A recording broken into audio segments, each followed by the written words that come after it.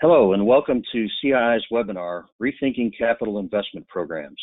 We appreciate you taking the time to join us.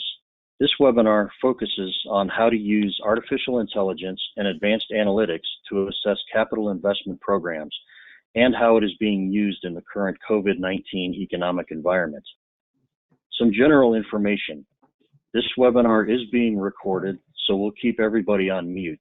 The material and the slides and the recording will be available on our blog page, which is www.construction-institute/blog. On your control panel, you'll see a section called Questions. Feel free to enter your questions there, and we'll address them at the end of the webinar. I'm Mike Pappas, CII's Associate Director for Deployment. With us today, we have Riz Shah from Alvarez & Marsal and Carlos Sandrin from Neurodata. Riz is passionate about leveraging data and analytics to improve project delivery. Carlo has an economics background and enjoys building data models for forecasting and scenario planning. Alvarez & Marsal is a relatively new CII member, and we're glad to have them today. Riz, go ahead and tell us about this process and how you've been using it to help your clients. Hey, Mike, thanks so much for the introduction, and good afternoon, everyone, and thanks for making time with us today to talk about something that we're all very passionate about. As we all know, the construction industry has not been the fastest adopter of technology, but we all know that an industry with projects take multiple years, there's a tremendous amount of data, and the idea of leveraging that data plus project data and economic data should be able to give us a better idea of how we can make decisions now, more informed decisions, and be more effective in the future, because decisions that we make as business leaders impact our teams and their livelihoods and the overall industry. So our plan for the next 30 minutes or so is to first provide a little bit of qualitative context. What's happening in the industry right now, particularly around COVID-19 and the response, and why is it that we're looking at tools like artificial intelligence and machine learning to help us make more effective decisions.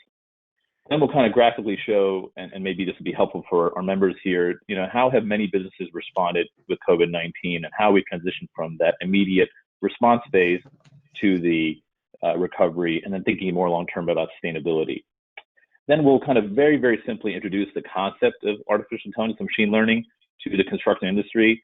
As you can appreciate, there's a number of solutions out there. We're not here to propose any particular solution, but just how it could work, whether you're an owner, operator, involved in a construction project or an asset, or if you're a contractor, entrusted to build the actual asset as well.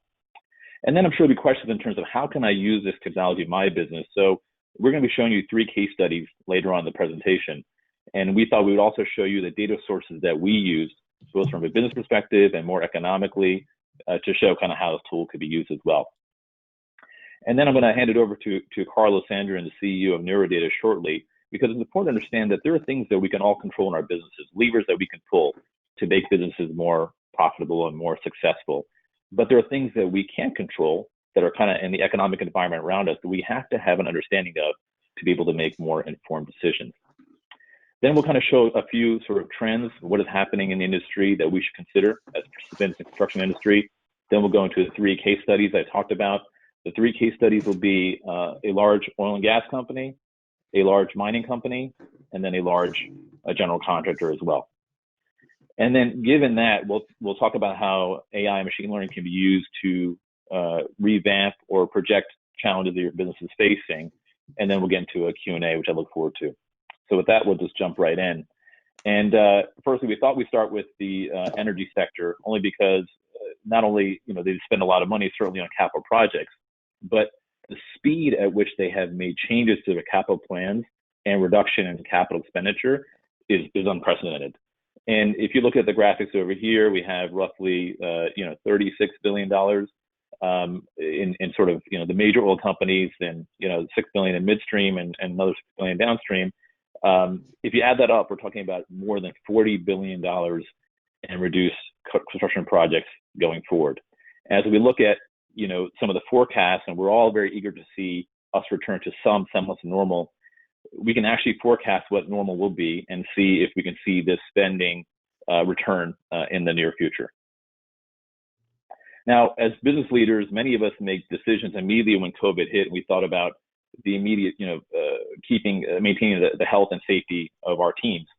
But we had to make decisions based on data and evidence and information we're getting from around us. And if I put in sort of three buckets, there are things that we had for the products and the supply chain that we depended on, and we saw some, kind of the wheels getting a little wobbly there. We saw an increased level of change requests given the unprecedented shutdown in some areas in terms of projects and in supply chain. We saw reduced manpower productivity in getting, our deliveries, and also increased instability. And we saw that kind of even at home as we look for packages, some of that stuff took longer to arrive than we thought. And naturally, that will then cause owners of capital projects to kind of slow down a little bit on the delivery of the projects, kind of objective even of the business case that was there when the project started. From a construction and contract perspective, we know a number of you have had to deal with difficult decisions regarding layoffs. There's been reduced productivity just because of different stacking and phasing of our folks on site to make sure it's a safe environment. There's been concerns regarding liquidity because some owners haven't been able to achieve their payments as they've been focused on preserving cash. And unfortunately, with some of the turnover and some of the mandatory turnover, we could be losing some of the expertise and knowledge in our organization as a result. And then from an owner perspective, naturally, there's been huge changes in the business plan when the investment decision was made to move forward with projects, huge adjustments on commodity prices, which some could actually be advantageous, challenges in sort of financing, and of course, unfortunately, some of the owners with large amounts of projects may be dealing with an increased amount of claims than they had before, and how do we handle that? So in speaking to our clients sort of in the C-suite, thinking about how they make the decisions, they're really relying on their experience and expertise and what they see around them to make those decisions. And when we ask them, why is it that you don't make those decisions differently or use technology and tools, the answers we get are very logical. I don't have the data at hand. I don't have the appropriate tools. What tools should I be using? There's so much complexity. How do I know how to interpret the data? And also timing. How do I know that even if I know what's going to happen in the future, when should I make those tough decisions to make sure I'm more resilient in the future? This graphic here is essentially intended to, depict kind of the efforts that are taken by companies, in terms of both resources, people, management time, as well as dollars, as you go from the response phase to recovery and resiliency. And naturally, in response phase, the things we were all worried about most was making sure that health of our folks was absolutely a top priority. And then we're also thinking about how can we mitigate sort of the financial damage to our business, because we know that's going to affect livelihoods of our teams in the future. And so we went on this big cash preservation phase, right? And as we thought about recovery, we thought about, okay, now that I've got a good handle on sort of my 13-week cash flow, that sort of thing, what should I be thinking about? Which projects? How do I spread them out? How do I maybe defer some of the payment terms I had previously, so we're all kind of sharing this pain together? And then the hope is, when we look at the resiliency stage, that the market will come back. Things that are outside of control will come back. And will we be able to kind of capitalize on well-positioning our business to capitalize on that as well? But for today's session, we want to talk more about the recovery phase, because we know now that we're sort of 8 to 10 weeks into our COVID-19 response, we're making decisions every day in terms of our projects and looking at the schedule and how best to leverage our resources. And this is probably the best time to think about the application of artificial intelligence and advanced analytics. And with that, I'd like to hand it over to Carlo Sandrin, CEO of Neurodata, to talk about how we can maybe apply this concept of econo-physics to the construction industry. So Carlo, I'll hand it over to you. Thank you, Reed, and thanks to the CEAI team to allow us to talk about this very recently became popular technology and approach to decision, which is artificial intelligence and machine learning.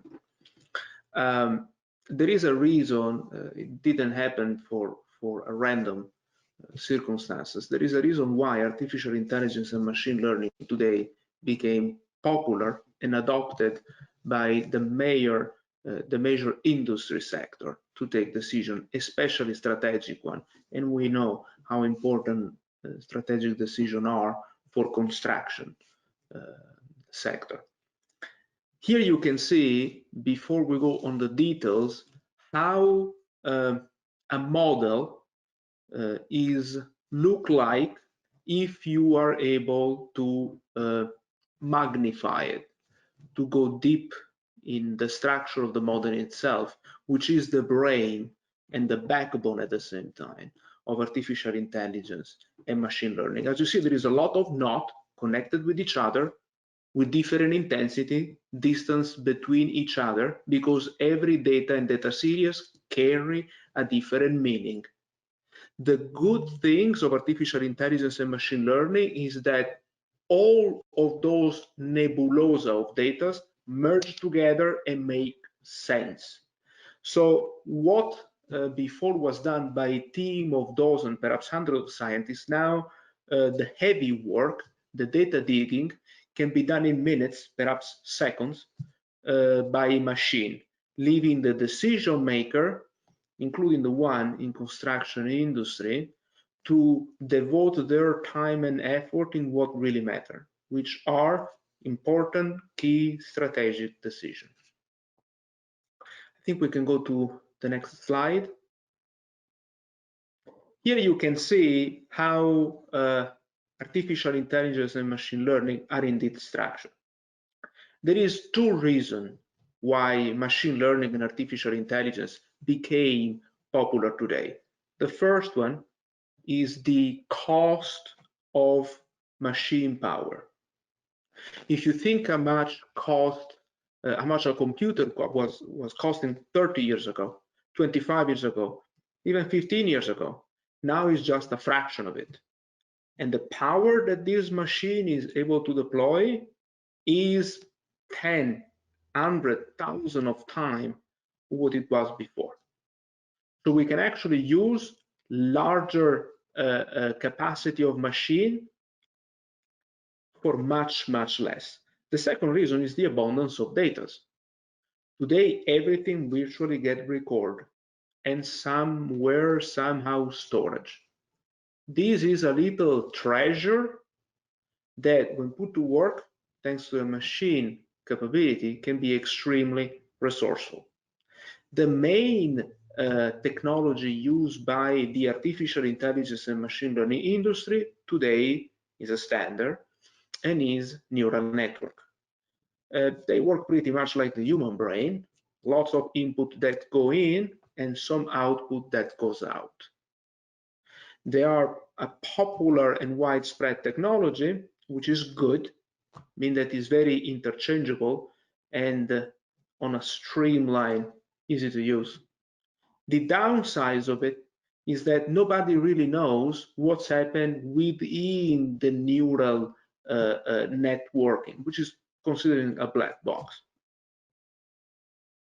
We will explain very shortly why, thankfully, thanks to physics, which is completely unrelated to computer and somehow economics or any type of business, we had an answer for that. As you can see from the graphics, you input the data. Of course, the process is done within the brain, which is the machine, the computer, of learning through AI, machine learning, and pattern recognition. And then you have perturbation and forecasting that gives you the crystal ball, the future view. We can manage the most various and broad set of data in every format: Excel, PDF, web API, and the principal type of, the most common type of database. And then, of course, you ingest this information and you plug it in on the computer. What happened at the end, which is the meat, the real data, the information, is a visualization. It can be a graphs in several types or a trend. We will see later on that. The good things of this technology is that you can read and merge heterogeneous source. They can be different from each other. You can learn the pattern. As we know, history and perhaps socioeconomical phenomena tend to repeat each other under similar circumstances. This is the power of machine learning and artificial intelligence. You don't need to guess. Machine look for you in the past, and if certain criteria are matched, it gives you an alert so you can act and react faster than everybody else. And then, thanks to enormous power and very refined technique, the confidence level is greatly increased. In our case, it's 90%. Somehow, when you're talking about technology, it can be even higher. we work in socioeconomics environment here, so it's staggering 90% as compared to where it was before, just 5 years ago. And the machine learning itself tend to improve the confidence levels every time that we plug new data in. Now let's go back to the main discovery that personally we did as far as ourselves. We find out that we can now use principle using for physics. One of our team member, actually several of our team members, came from the CERN experiment in Geneva, where they are trying to replicate the beginning of the universe, right? There is this enormous atomic collider that is trying to understand what's happened when molecules eat with each other and generate thousands, perhaps hundreds of thousands of reactions data-wise. Well, this approach used for understand how atoms behave with each other merge now with economics science. Why? Because if you take it to a philosophical level, human beings are a lot of molecular and atoms that behave with each other continuously and generate input and output. This science, which was officially recognized 3 years ago, it's called now Econo-physics, which is how we actually overcome the issue with neural networks. So no longer a black box where we don't know what's happening inside, but we can actually, using logarithmic and mathematical theory belonging to physics, we can actually see what's happened within the black box. So it gives us an understanding of the phenomenon, and that's the key for decision makers, especially in construction industry, to understand what the outlook will be. In this case, for this exercise, in this webinar, what is the macroeconomic output of COVID-19? What is the impact of commodity price? And we see it's significant, perhaps enormous.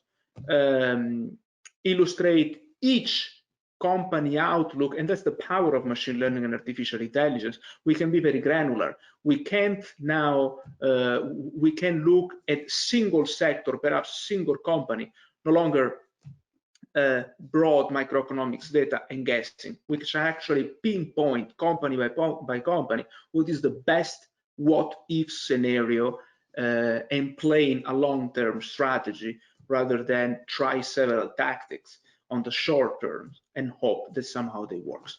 The image you have here show put some names in what we saw before. This is pretty much the same algorithm structure that we see before. As you see, there are stationizer, normalizer, perturbators, data merger, domain-specific simulators.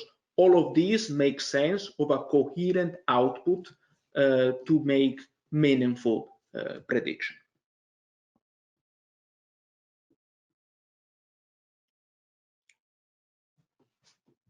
Thanks, Carlo. Here, I will hand it back to Reed. Yeah, thanks so much, Carlo. So I'm sure you're thinking the same questions that I was thinking just a couple of years ago. How do we know it works then? How do we know it works for our industry, the construction industry? And so as engineers, we love to sort of, certainly do plans and plan our projects and then compare it to our actuals or as-builds to kind of see, where we stand. And so in simplistic terms, as a layman engineer, I'll give my perspective in terms of how it's going to be applied to the industry. Essentially, if we took 20 years of data, going back to, say, the year 2000, and let's say we took the data that we had and we processed it all the way up from 2010, 11, 12, 13, 14. And then we put the blinders on the data, i.e. prevented the model from seeing the data, and then we forecasted to 2016. And if we compared that forecast to the actual data in 2016, if the solution is developed well, our accuracy should be greater than 90%. And this is where we start getting the crystal ball effect that we'll be talking about throughout this presentation. Now, with machine learning, what's fascinating, what's been developed in the past couple of years, as Carlo has said, has gotten much more efficient, even from an effort and cost perspective, is that if we simply did that forecast between 2010 and 11, and then had the machine learning process what happened in 2010, when 2012 went back to 2010, through that process, as you can appreciate, the accuracy gets even greater. And so if you did the same test and put the blinders on your data, looking forward from 2015 to 2016, 2017, and then compare that to the actuals, you'd find an accuracy even higher than 90%, in some instances 98, 99%, which is incredibly exciting for our industry. Now, one of the other questions that we get from folks is, how do I know I can trust the data? Because we talked earlier about I'd love to make more decisions if I had access to my data. And so there's three kind of high-level issues that we would need to address. The first is, as you look at all the interdependencies between data, naturally there's going to be something called noise. Does it tie into what I'm trying to do as well? So there are solutions out there to allow you to sort of eliminate the noise, to focus on the core data that's sort of the most sensitive, more reactive for your model. The second thing is around gaps in data. As we look back to our own business data, 20 years ago, we may not have been an ERP system, or may not have been complete. We may not have had all the data we had today. Another benefit of machine learning is that there are gaps in the data. The solution can actually fill in those gaps, and by doing that, it can actually increase the confidence level as well. And the last thing is around anomalies, whether it's something that just doesn't make sense, is bad data, or actually could even been someone's effort to manipulate data or have fraud. And those anomalies can actually be raised and flagged to the data user, and then they can make a decision whether it should include it, explore it more, or simply remove it from the model. And by doing all those things collectively with this technology, we're actually in position to increase the accuracy of our decisions. So going back to the question, how do we know it works? And we thought we'd look at sort of two indices which influence the construction industry. And you'll hear Carlo talk more about why does Chinese manufacturing affect us here at home in terms of our construction industry, which may not be common to everyone's knowledge here. But let's look at this model. So this is actually the United States manufacturing indices. So combined, it's a broad index.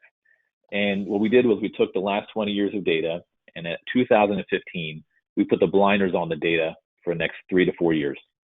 And that actual curve is what you see is in the turquoise sort of bar there.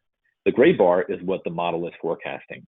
And what you see is that if you were a business owner in 2015, and you were thinking about the impact of manufacturing on your business, 18 months out, which is the first red circle, 24 months out, second red circle, or 30 months out, the third red circle, what you can see is while the model could be within 10% in the immediate months after you started the model, in that time period, our accuracy in projecting the manufacturing industry and consumption is actually greater than 98%. And at some points is actually spot on, which is remarkable. And then looking at another foreign indice that impacts the US industry around China, you'll see the same thing. Same time period, 18 months, 24 months, 30 months, we're able to sort of actually assess what's happening in China and their manufacturing in the context of our market to an accuracy greater than 98%. So we're excited to share this with you in the context of our industry here. And what Carlo's going to talk to you about, there's some macroeconomic factors that have to be taken into account when we look at making big decisions. So there are things that we cannot control, things that I'll put in the strategic bucket, things like the manufacturing indices I mentioned about, commodity prices, iron ore, steel, copper, et cetera, weather, certainly, and interest rates. Those are all things as business leaders we can't control. There are things we can control, and we'll talk about that later on. As project guys, we can control project delivery, project efficiency, how we use our capital expenditure, capital allocation, the cost of goods sold, the cost we incur in delivering in our projects, labor costs, and of course, market share, how aggressively we go after market. Those are all things that we can control. If we take all that data and apply artificial intelligence and machine learning, we can then make better decisions, more informed decisions, and more accurate decisions. Another question we get very common is, what data do I need in order to effectively utilize this technology? And I won't spend a lot of time on this slide or the next slide, but just to give you an idea, this will be available, I know, after the webinar. There's a whole bunch of publicly available information related to economics, manufacturing, inputs, outputs that we must consider when we do any modeling related to our businesses. And you'll see things here, things in terms of Saudi Arabia, crude oil production, downstream capital expenditure information that we have right now, GDPs by country. These are all things that we know inherently must have some degree of influence in our business, but we cannot process this in a spreadsheet or a database. It must be something that's able to absorb, ingest and model tremendous amount of variables, with the only common denominator being time. And by doing that, that gives us the ability to do accurate forecasts going forward. So Carlo, I'll hand it back over to you to talk about sort of what's happening from an industry perspective and some of those trends and how that impacts the construction industry. So I'm going to give it back over to you. Thank you, Reed. Before we begin, the graphs we will see now are referring to P PMI, which is the Purchasing Managers Index. It is probably the most important and relevant index as far as the US and worldwide economy, and is basically a survey run by the Department of the Bureau of Labor and Statistics that interview purchasing manager regarding previous order and forward orders and COVID-19 industry, both upstream and downstream. So it is indeed an information, and when it gets put out, move the market. What we can see here is how important, especially for construction industry, to take the right strategic decision long term based on a data-driven approach. In this case, as we can see, the US manufacturing PMI get heavily affected by COVID on a very short time. On the lifespan of the crisis, which is 4 months, will immediately almost recuperate entirely. What we do see, though, is going forward between 2021 and 2022, there is a little bounce back, but the trend seems to appear weak, going downward. At the very bottom of this slide, you can see the 5 variables that are more related to this index and how much they are related, from 0.5 to 1, as you can see. Of course, index ETF shares for emerging market and development market as heavily correlated to this, and manufacturing from China obviously is heavily related by 80% as well, GDP growth for the United States and USA bankruptcy. Why is this important? Because artificial intelligence and machine learning, once again, give you the opportunity to take decision based on your specific situation. In this case, US manufacturing PMI is one of the principal factors that affect demand of infrastructure and related. The main take from this slide is that after COVID-19, US seemed to recuperate right on the spot. On the medium long term, however, the recuperation is not as strong. It's actually going downward, which is the big difference with China, which they are hit sharply, as you will see in the slide here. They're hit sharply, but they recuperate almost immediately. Even more, as you can see, the trend going forward, looking January 2022, is actually robustly over 50%, meaning that for them, they come back eventually stronger than before the crisis. And as you see, there is a difference in the input variable related at the bottom. As you can see, in case of China, they are heavily related in world GDP, as well CEH GDP per capita, USA composite PMI as a client, of course, of them, as well foreign direct net inflows, which looks to stay robust in case of China, and of course the index found on emerging market. The take on this China situation is that they actually come back after COVID-19 stronger than what they were before. If we go to the next slide, we will see how different is in a regional micro market as opposed to international macro market sites like US and China. In this case, we're analyzing Brazil manufacturing PMI. Now, there is a main difference with Brazil, which is the currency that they use. In US, you have dollar, in China, yuan, both strong currency. In Brazil, you don't have two strong currencies, so they are affected differently and later. As you see, the PMI for manufacturing Brazil is more volatile. They get hit by COVID-19 a little bit later, but they don't recoup. They stay strongly and constantly below 50%, and the output do not look to going up. And as you can see, they are the variable related are different from the previous before, but every one in case of US and Brazil is related to China manufacturing PMI. So we can go to the next slide. And here you see another significant variable and dynamics that in the past month we learned to know very well, which is the trend of crude oil. Now, artificial intelligence and machine learning can be strategic in understanding what's happened. Please consider that in case of crude oil, we have two principal dynamics that plays in this case, and one has nothing to do with COVID-19. As you might know, there is a trade war, I will say, among principal manufacturer and producer of oil that generate an overwhelming offer to the market, which is not matched by the demand.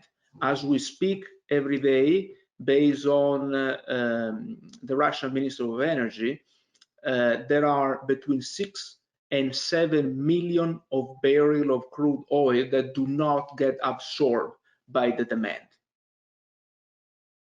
On top of that, we do have the fluctuation generated by COVID-19, which, as you know, ground most of the fleet that fly and weaken the already weak demand of oil.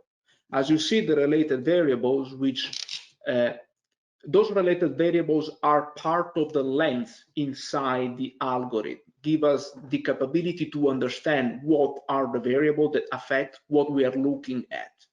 In this case, upstream US and upstream international hybrid related, as of course, US dollar index, because most of the oil gets traded in dollar, natural gas price as well, and again, China GDP growth. So as you can see, we understand that many variables from China that refer to different industry sector end up to affecting broadly, not only worldwide economy, but especially construction industry and related. So the forecast and the take, the so what in this question, in this slide, is that going forward, we have a quick rebouncing, but the trend as far as crude oil is looking down for the year to come. In other words, will stay weak. We can go to the next one, and we see that gas, natural gas is somehow related, as we know, with oil, and is far more volatile, but the dynamics looks rather similar. You have a going back in the month to come, a fair recap, but going forward, the trend is not upward. It stays below the level of $2.5. So it's similar to oil, although less severe. And as we can see, the input variable related to this, they are more broad regarding the economy in the US, but they tend to be similar with each other. If we can go to the next slide. The copper monthly price tells us a lot and tells us an insight on how all the commodity in some way are related. You see that here in the next month to come, we forecast with strong level of confidence, as a matter of fact, a rebound twice, and then a spikes up, mostly related to clear up the demand of ongoing manufacturing. As we see, there is a huge demand of fiber and infrastructure to deliver IT and information, and then you have a weakened demand, mostly related to a non-strongly robust economy demand as far copper itself. How does this impact the construction industry? Well, we cannot expect demand of infrastructure of infrastructure to extract further copper. And is the same story with oil specifically, and less severe with gas. So having an understanding of what affects a specific industry sector like construction allow us to give an unprecedented understanding of what play a role and measure that. This is the real value of it. Using this type of cutting-edge tool to take strategic decisions that affect on the long term, where you can really, as an executive of a company, you can't get wrong, you must have right. And I think I will give back the word to Reeds for the next slide. Thanks, Carla. And thanks for that background. As we can see, it's going to be a bumpy road ahead for a number of key markets that influence the construction industry. But let's go through a couple of examples about how it affects business decisions that we all have to make, for the industries that we serve. And the first case study here is a large oil and gas company. And I'll orient you with the slide. The top left shows us trends in terms of actual stock price for this oil and gas company, that being the green, and the gray, of course, here being the forecast. The graph below shows EBITDA, which for our terms today, we can think about profitability or just good business. And the one on the right here talks about capital expenditures or capital projects and how the three sort of relate. What I'd like to draw our attention to is the fact that, kind of in 2016, 2017 time period, the business had, was generally trending upwards in terms of share value. And you could see that at the time, the profitability was not very high. So clearly the market had confidence that the leadership of this organization was making the right decisions to increase profitability in the future. And as it turns out here, 2017, 18, 19, you can see that the profitability of the business did increase, although the share value had remained flat. So you can see that in terms of the right decisions, the right governance, sharing the right information to the market, you can tell that they had kind of committed to, rebounding, recovering well, increasing profitability, and they clearly delivered that when we look at actual value here. But as you look at sort of the forecast, you'll see, again, strong leadership that will be able to increase over time the share value of this business. When we look at profitability, however, you're going to see a slightly downward trend as well. So as leadership of this company, there are things that they can control, just good corporate governance and delivery of projects, and there are things they can't control, which are everything kind of around them in the market. And Carla just showed you very eloquently what's happening in the crude oil markets. Now let's look at capital projects and capital spend. The light blue, the smaller sort of bar here, is indicative of downstream capital expenditure. And the larger bars here, the taller ones, are upstream capital expenditure. And we can see here that those are decreasing, which we all inherently knew. But we also know that the downstream effects on manufacturing, on suppliers, on subcontractors, on the labor force, if this is indicative, then we're going to see that the market is going to be very, very challenging for our industry. Now, looking at what are the 5 greatest variables that are influencing this capital expenditure, and we look at sort of what influences profitability, we see the 2 biggest things are downstream capital expenditure and upstream capital expenditure. And of course, what that means is that it's not just about scaling back dollars, but it's the reactivity, it's the sensitivity.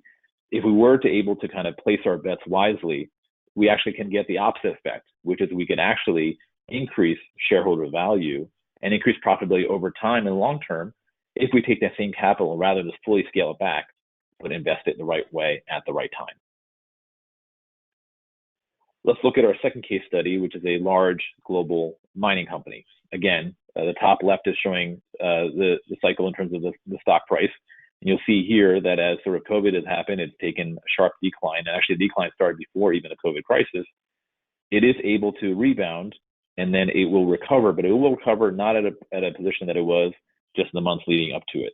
So a bit of a bumpy road.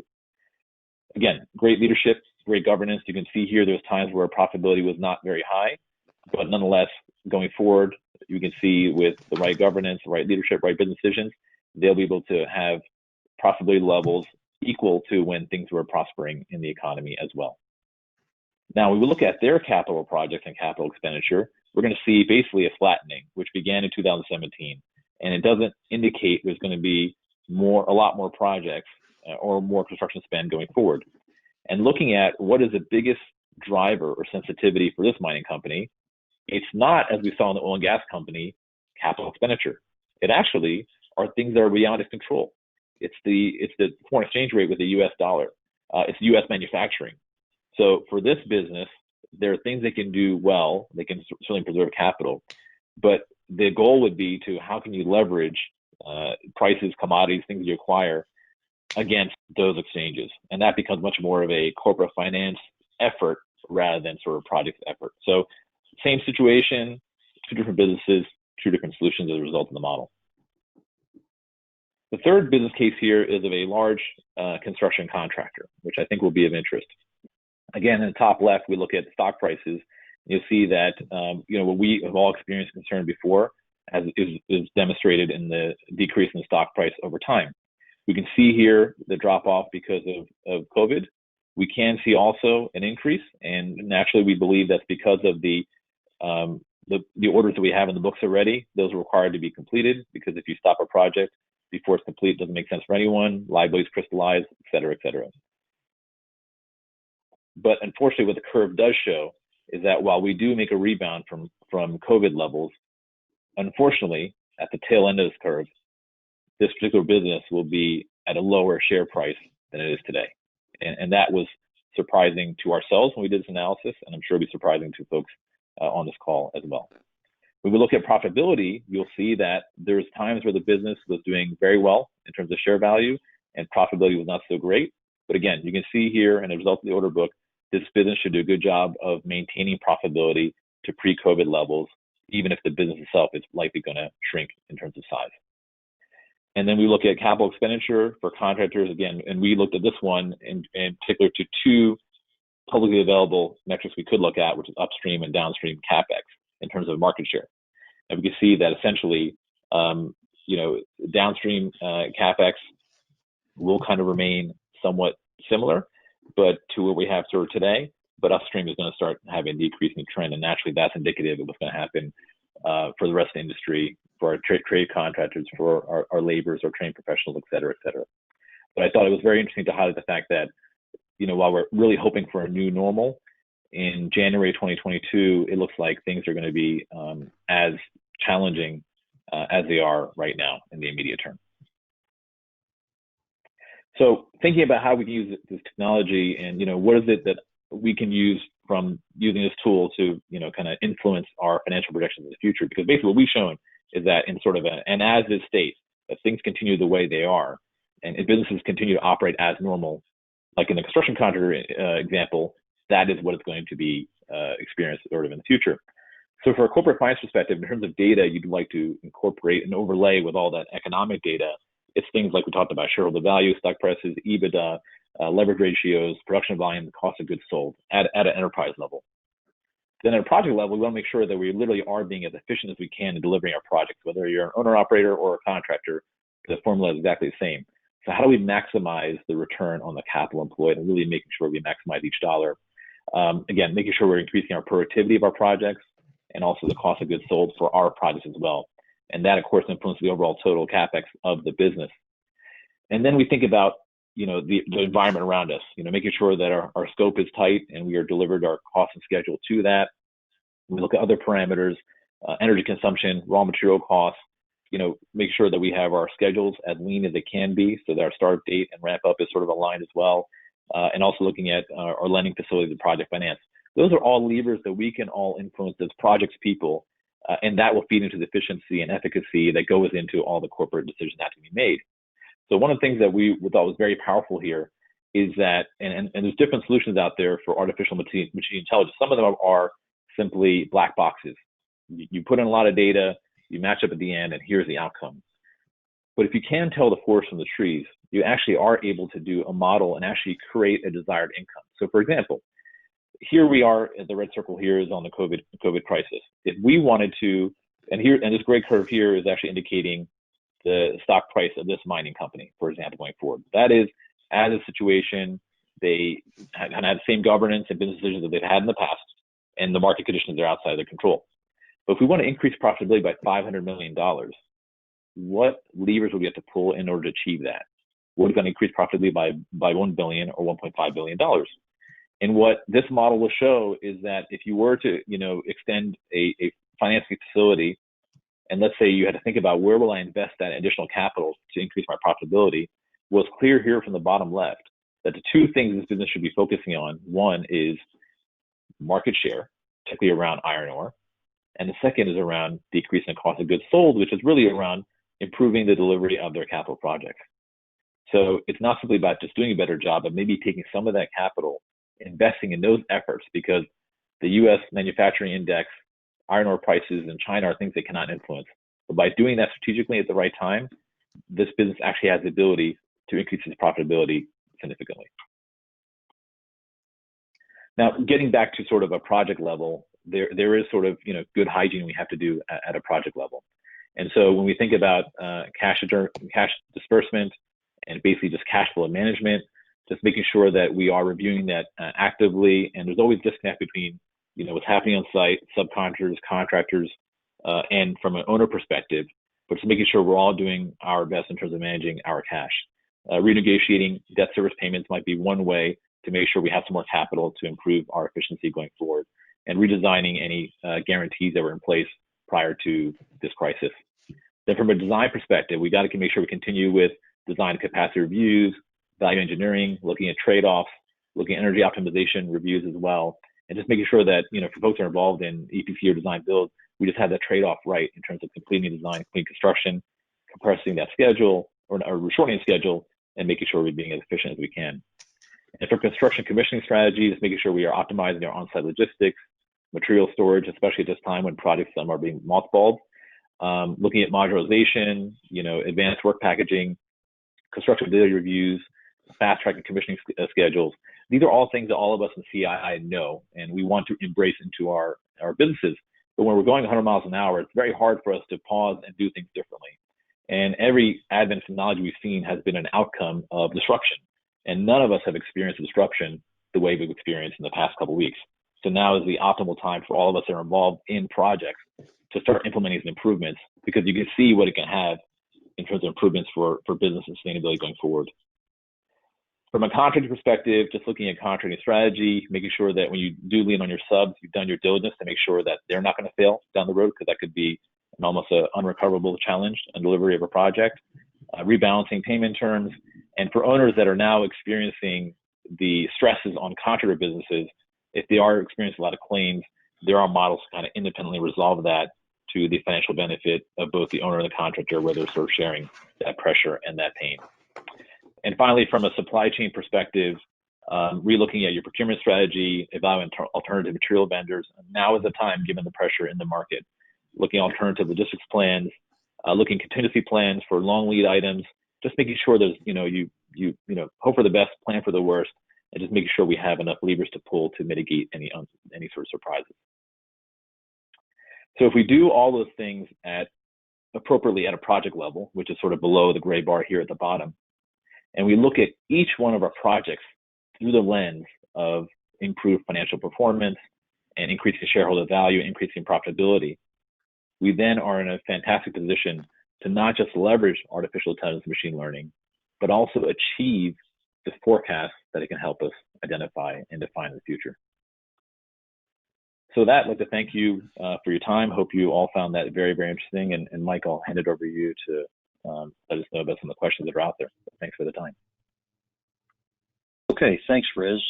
Yeah, we do have a number of questions. So the first one is, how mature are AI and VR in project management, as this requires huge investment while owners or clients are not that much interested or buying into this industry transition? So I'll take this first. Carlo, I'll provide sort of a construction context, and you can talk about how mature the industry is overall. So I can tell you, we talk about, BIM, for example. I think 15 years ago, we all thought it would revolutionize the industry. And given how our industry works, from independent designer, engineer, owner, contractors, even EPC environment, we really haven't been able to get to the point of view where that BIM model can result in the digital asset. And if you have the digital asset, then using that to manage, oversee, monitor progress just hasn't happened. I don't think there's any magic pill here. I think it's going to be enough people on this call and enough owner operators to start creating that impetus and start requiring their engineering consultants to go ahead and start providing data in a structured way. It's got to be consistent throughout the industry to make sure we can leverage that, on our projects. But Carlo, I'll let you kind of talk about what's happening in terms of AI and its maturity in the industry overall.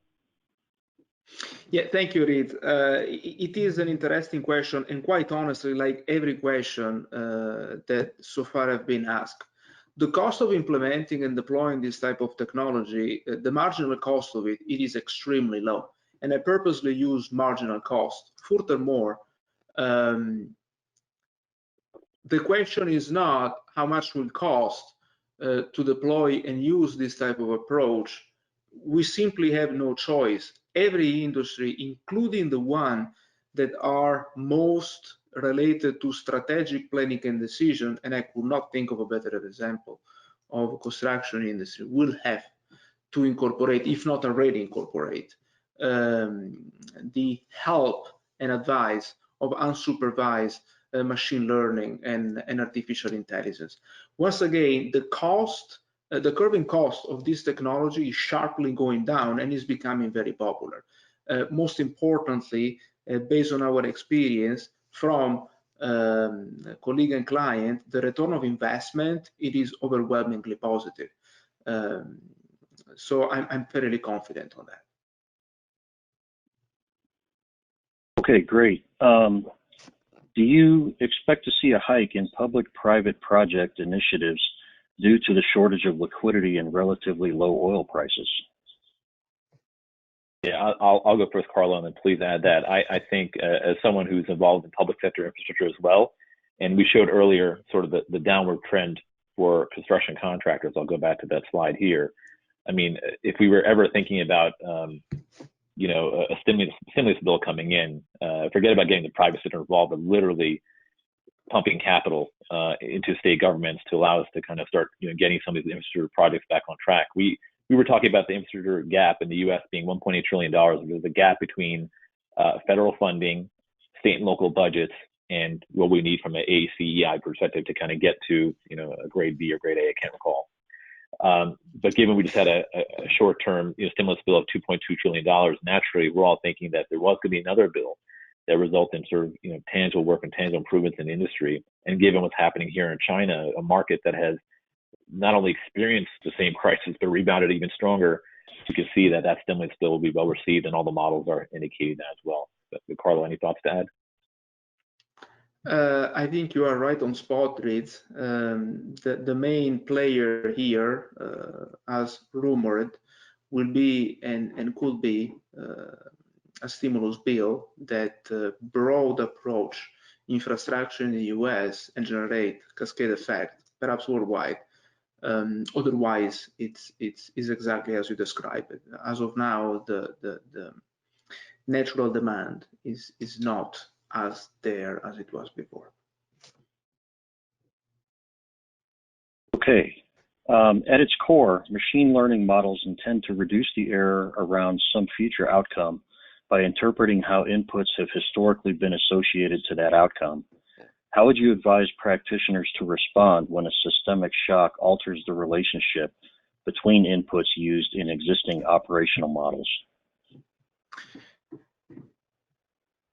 This is a beautiful question, and I don't know who made it, but it's very Mr. Jefferson, I believe, right? He definitely knows what he's talking about. The good things, perhaps the best things of AI and machine learning to a company level is that not only allow you to see what's happened strategically in an open market in a specific sector of industry, but actually can tell what these dynamics, which is called, I want to use the exact word, systematic shock, will impact your company, which is the most important question for you and your shareholder and stakeholder. In this case, artificial intelligence specifically is able to identify, among all, what are the variables or phenomena or elements that are part of the shocks and how they impact your specific business. As we saw from data, what is impacting US is not quite the same that is impacting China. That's why China reacts different, quickly, and actually better than other markets. And same example for Brazil. So thanks to broad availability of data, artificial intelligence and machine learning will identify the relationship between inputs and relate them to what you call operational model, which I lead to believe are the actual dynamics that govern your company or group of organizations. Okay, thanks. What are the assumptions that were made in the modeling of the different data sets, what people can control and what they cannot control, in terms of boundary conditions, for example? Maybe I'll go with that first, Carlo. Yes.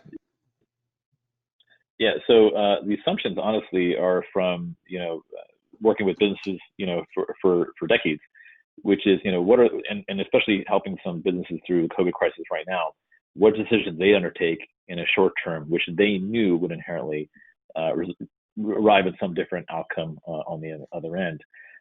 What we have found is that some of the broader economic data, things we cannot control, we're being looked at from the point of view of reading the journal every morning, that sort of thing, but not and anticipating what crude oil reserves could be in the future and that sort of thing, but nothing that was really being tied together.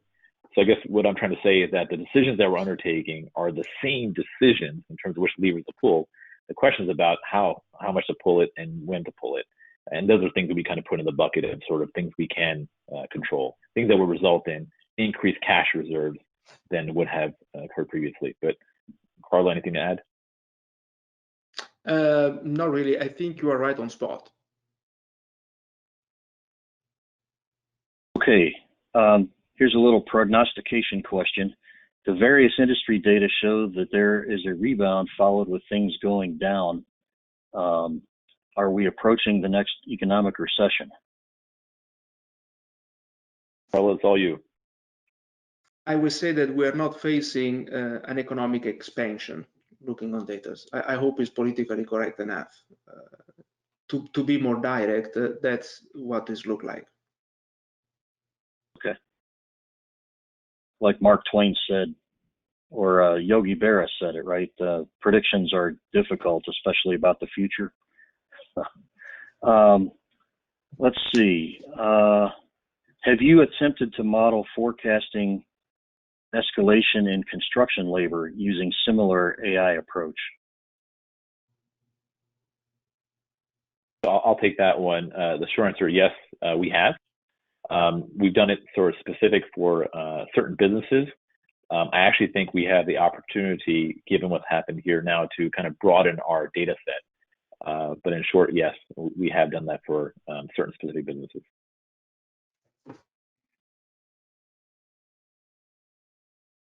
There are a couple questions here about data sources. What are some examples of data sources?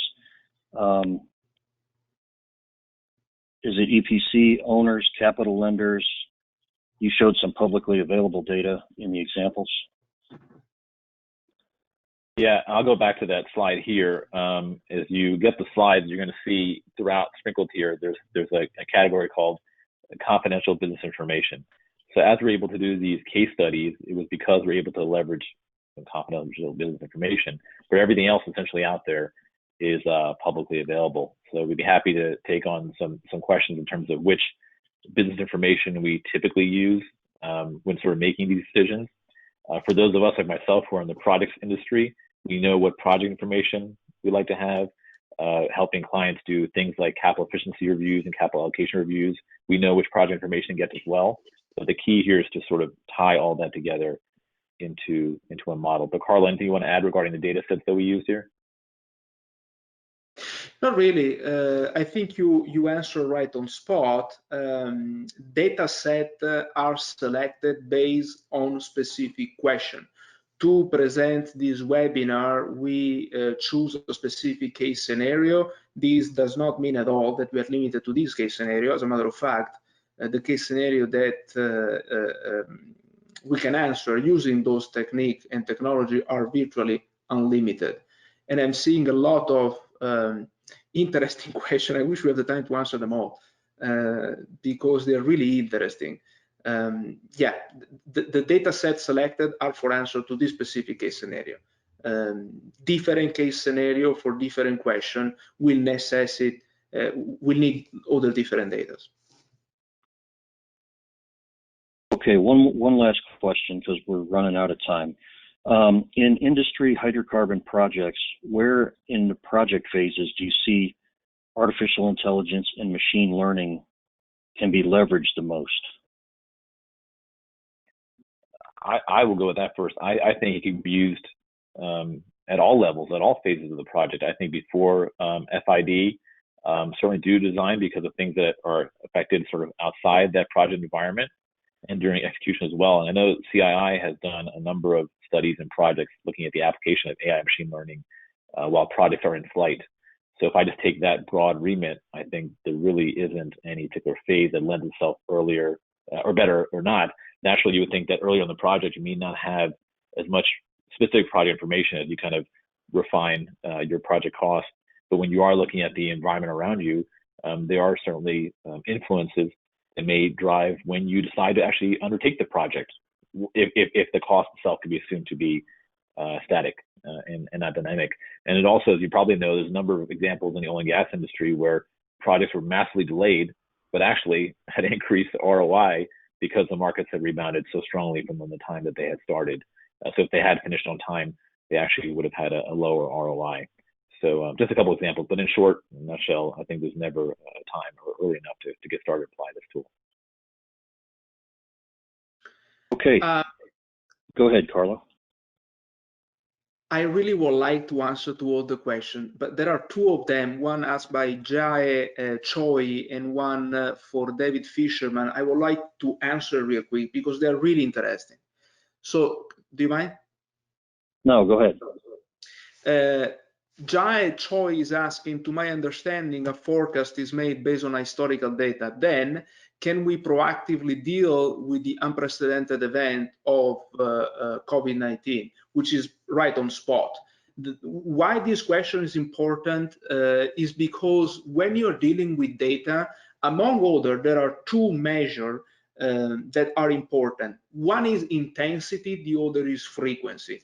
And this is the coolest part, one of the coolest part of this science. You don't need exactly an enormous shock that we all hope do not happen again. We need to understand, and we can certainly from data, when something happened, what was the intensity of the movement and the frequency. Once we evaluate and we measure that we are on the right track to expand the phenomenon or contract it. Does not necessarily need to be the same. What is important is to understand when in the past, and statistically at this point is always, something similar with intensity and frequency happened, so we can replicate it on the different environment. I hope I answer to Choi satisfaction. And the other is Mr. David Fisher, which is asking, have you attempted to model forecasting escalation in construction labor using a similar AI approach? The answer is yes, and is much more than construction labor. We actually had the opportunity to work in a couple of projects where we have the chance to map virtually every industry sector, labor related, and see how they behave and why they behave based on socioeconomical input. And it was quite interesting, and we learned a lot. We are still learning a lot from that. Okay, thank you both very much. That's all the time we have for today, unfortunately. But thank you very much for joining us. We appreciate your time, and we hope you enjoyed the webinar. Don't forget to check out our events page to sign up for future webinars. Stay safe, and we'll see you next time.